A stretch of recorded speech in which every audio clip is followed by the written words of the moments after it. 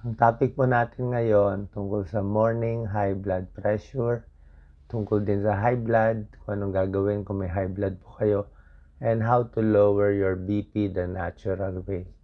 So, bakit na high blood? Maraming dahilan.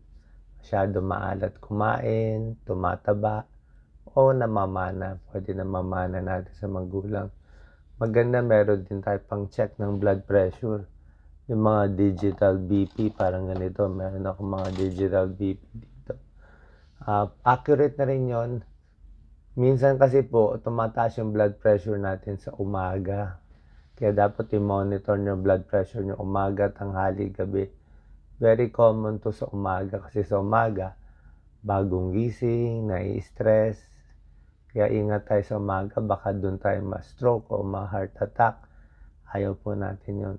So, paano iiwas? Meron tayong lower your BP the natural way. Ganito po natural way. Deep breathing lang tayo. Bilang ng 4. Pigil. Labas ng hininga 4. Pahinga konti.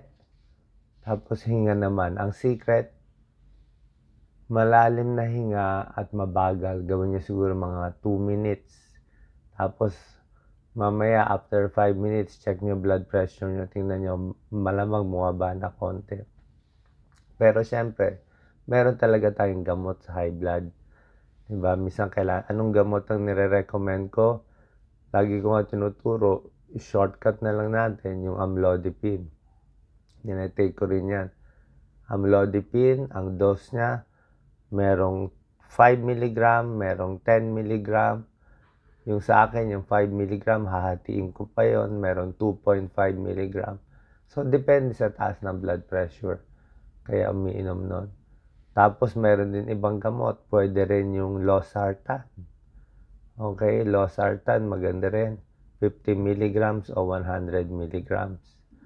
Yung iba naman, ginagamit, ibang mga sartan, telmisartan, mga Pretor Plus, okay din yan. Telmisartan, yung iba nahaluan pa ng diuretic, hydrochlorothiazide. So, sari-saring gamot, pa-check kayo po. Tanong niyo sa cardiologist ninyo para makontrol ang morning high blood pressure. So, ang napakahalaga, hindi porke normal ang blood pressure mo sa gabi, ay safe ka na. Dapat yung umaga, mababa din. Okay? So, yan po pagtimpla ng gamot para sa high blood, lalo na sa morning high blood pressure. Ingat po tayo palagi. God bless you. We love you all.